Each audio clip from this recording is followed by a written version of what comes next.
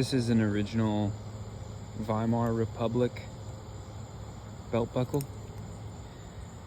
These were used in both the First and Second War by German soldiers, and it's almost exactly identical to the Second World War belt buckle.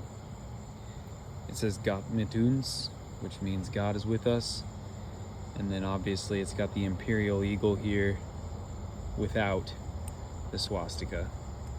But these saw service all throughout the First World War and some in the Second as well. They never completely phased these out, but this is a really nice original example of one.